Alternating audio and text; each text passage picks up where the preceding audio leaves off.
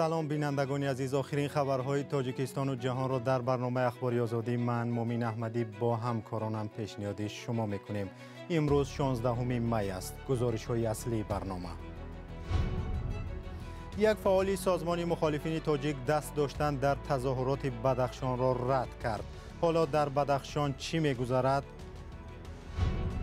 طالبان نزدیکی 200 ماشین بارکش تاجیکستان را بند کردند و اجازه عبور آنها را نمیدهند.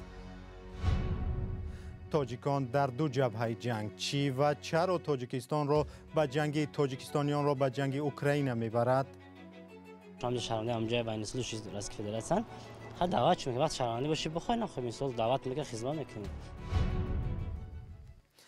مقامات تاجیک گردی همایی دهها ساکن ولایت بدخشان در محله خاروق بالا را غیر قانونی نامیدند. روز 14 می گروهی از ساکنان در این محله جمع شدند و استعفای رئیس خاروق و رئیس ولایت را طلب نمودند. همچنین از مقامات طلب کردند که حادثه های ماه نوامبر را درست تحقیق کنند و چند نفری را که پس از این حادثه بازداشت کرده بودند رها نمایند. در صورت غیر ساکنان هشدار دادند که دوباره به تظاهرات بزرگتر آمادگی می‌بینند. رضا نظرزاده رئیس شهر خاروق وضع را آرام ارزیابی کرد. مقامات میگویند هیچ طلب و درخواست را بررسی نکردند.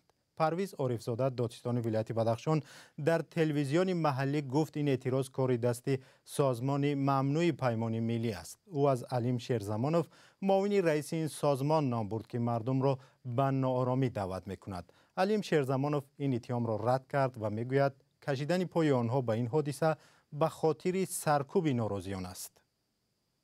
ما با تمام مسئولیت اعلام می‌داریم که اصلا یگان ساختار پیمان ملی به این تظاهرات و به دیگر تظاهرات های ربط ندارد.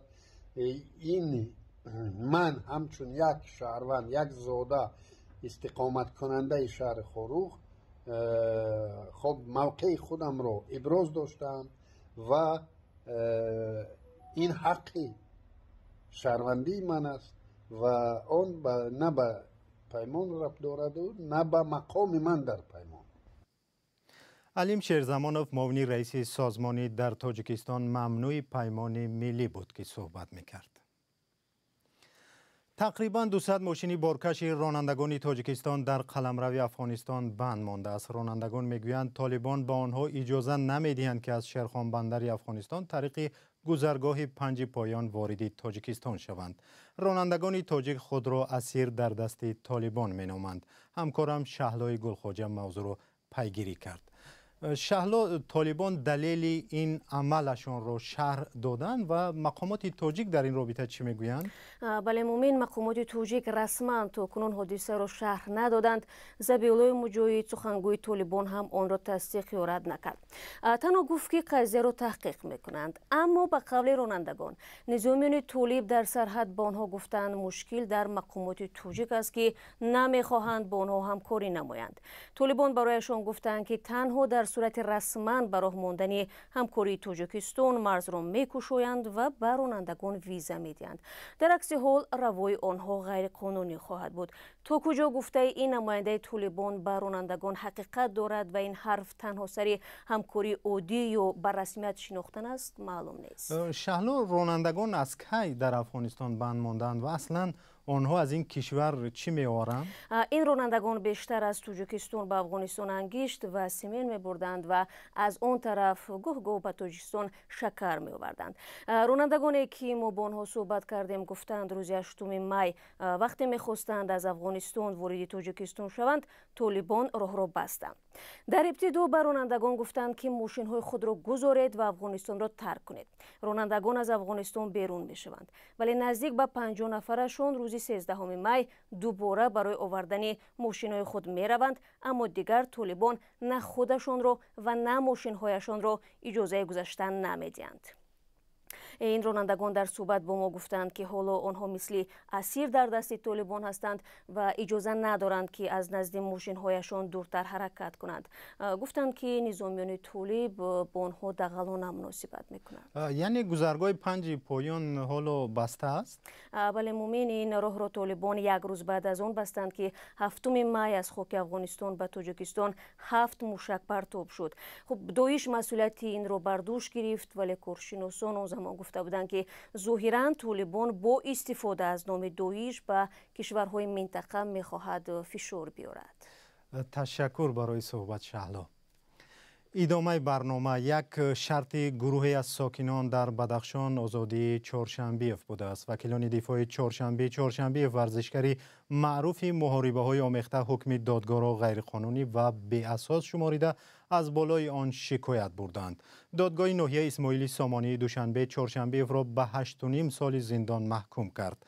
دادگاه را به دعوت به سرنگونی حاکمیت از طریق اینترنت گناهکار دانسته است، اما خودی چهارشنبه و وکیلان دفاعش این را قبول ندارند. مولا رجب یوسفی موضوع را پیگیری کرده است.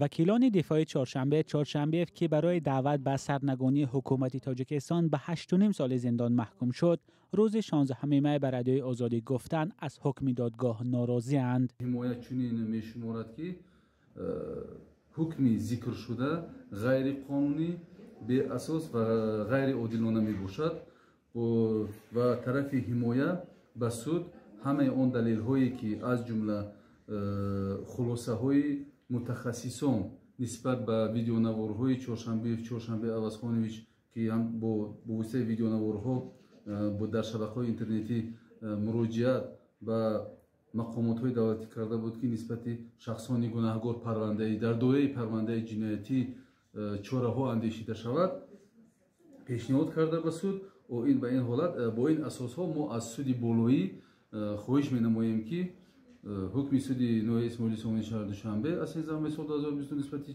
چهارشنبه عوضخانویچ بکار کرده شود. در دادگاه ناحیه اسماعیلی سامانی گفتند حکم نسبت ورزشکار به قوه قانون ندرآمده است و به این خاطر از شرح آن خودداری میکنند. مسئولین دادگاه تصدیق کردند که از وکیلان دفاع چهارشنبه شکایت دریافت کردند. قضیه چهارشنبه واکنش‌های زیاد دارد. اکثریت گمان میکنند که او را برای سخنانش درباره تاجیکان و تاجیکستانیان جزا دادند، اما وکیلان دفاع میگویند دلیل اساسی مقامات علیه ورزشکار یک مراجعه ویدیویی او در آخر ماه نوامبر می باشد. در این نوار ورزشکار درباره واقعه‌های ماه نوامبر در شهر خاروق صحبت می کند. مقامات چهارشنبه را به آن ابدار کردند که ورزشکار در این نوار مردم را برای مقابلت با ساختارهای دولتی دعوت کرده است. خود چهارشنبه در دادگاه این را رد کرده است. قید نمود که او برای صادر کردن این جنایت گناهکار نمی باشد، این خیلی مقصد نداشت و خیلی که خودش گفته گذشت و یگان نیت و مقصدی آغاز کردن یگان خیلی که میگوین یگان آغاز اون مقصد و نیتی زیدی کنستیتوسیا رفتن یا اینکه ناآرام ساختنی عموما صلح و ثبات در جمهوری تاجیکستان چنین مقصد نداشت. در مرافعه اخیر پیوندان چهارشنبه شرکت نداشتند. معلوم نیست که چرا آنها را به دادگاه دعوت نکردند.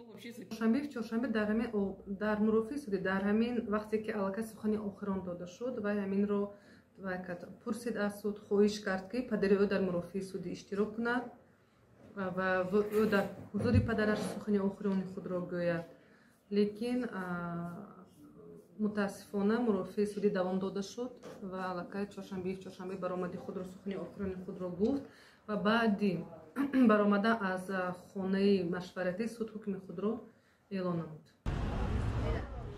هنوز معلوم نیست که زینه بالایی دادگاه نسبت حکم چهارشنبه چی نظر می‌دهد. وکیلان دفاع گفتند باور دارند که عدالت رعایت خواهد شد. مولا رجب یوسفی، رادیوی آزادی، دوشنبه. یک مقام تاجیک میگوید آلمان و دیگر شریکان اروپایی باید توجه خود را به تاجیکستان بیشتر کرده در سمت سرمایه گذاری و پشتیبانی از رشد اقتصادی این کشور کار کنند. امامالدین ستاروف که چند ماه پیش بعد سفیری در روسیه دوباره رهبری نمایندگی تاجیکستان در آلمان تعیین شد میگوید میل این کشور مهم اروپایی به توسعه همکاری‌ها با آسیای مرکزی احساس می شود. همکارم خیرامان بقازاده صحبت کرده است.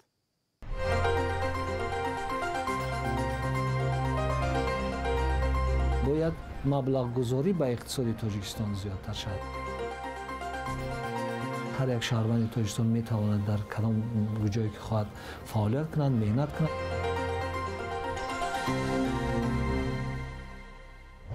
حالا دایره همکاری های تاجیکستان با آلمان یک کشور مهم اتحاد اروپا بیشتر کدام ساحه ها رو در بر میگیرد؟ هم در سطح خود آلمان و هم در سطح اتحاد اروپا؟ من پیش از همه میخواهم یک چیز با یک چیز اهمیت دهیم که امسال ما 30 سالگی مناسبت های دو جانبه دیپلماتی دو جانبه را جشن میگیریم. یعنی 30 سال پیش جمهوری فدرال آلمان یکی از اولین دولت های اتحاد اروپا بود که استقلالیت جمهوری تاجیکستان را رسمی شناخت و نمایندگی دیپلماتی خود را در دوشنبه باز کرد. بینندگان عزیز، شکل کامل مصاحبه را در صفحه ما در یوتیوب و سامانه ما ببینید. جوانان زاده تاجیکستان در اوکراین هم از طرف روسیه و هم در صف نیروهای اوکراین می جنگند. درباره سربازان تاجیک در صف نیروهای اوکراین اطلاع زیاد نیست، اما خبری کشته شدن حداقل 10 سرباز تاجیکی رسانه‌ای شده است که از طرف روسیه می جنگیدند. چی و چرا زاده و پرورده های تاجیکستان را به جنگ اوکراین می برد؟ گزارشی همکارم زرنگیزی نوروزشاه را ببینید. علیجان سفروف یکی از زادگان تاجیکستان است که اخیراً خبری مرگش در اوکراین به خویشاوندانش رسید. او 25 سال داشت و در ارتش روسیه خدمت میکرد.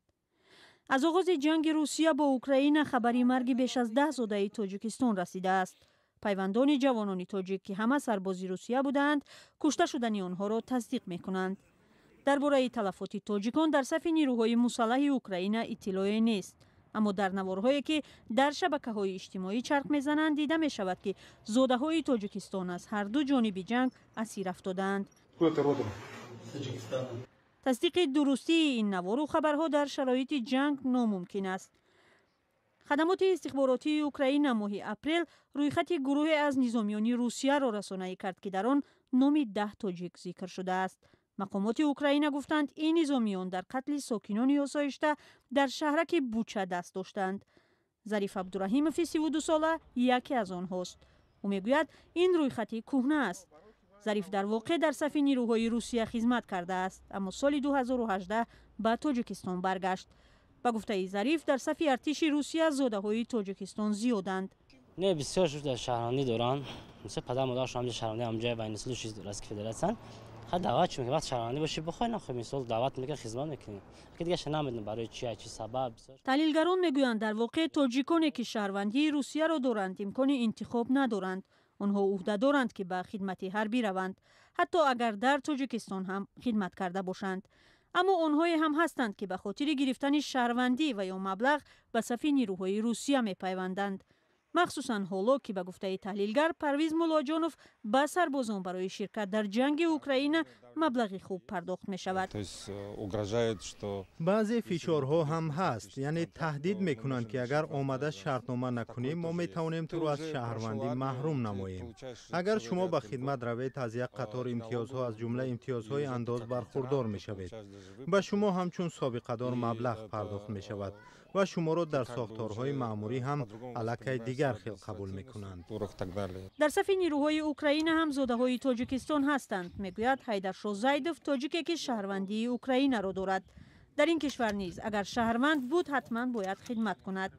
شهروندی اوکراین ندارند حاضر اما مثلا که там اجازت گرین کارت اوکراینی دارند که به نزدیکی با شهروندی اوکراینی شوند، ولی با اویله دارند. اویلهشون در اوکراین، زنشون، فرزندانشون و یا شهروندان اوکراین. در این جهت اکنون اولش از خواست خودشون وابستگی داره که با گفته حیدرشاه از بس که تاجیکان در اوکراین کمند، دمار زاده‌های تاجیکستان در صف نیروهای اوکراین هم کمتر است. برنامه ما اینجا به پایان رسید. خبرهای تازه و بیشتر رو از سامانه ما و شبکه‌های اجتماعی فیسبوک، تلگرام و اینستاگرام رادیو آزادی پیدا کنید. خدا نگهدار.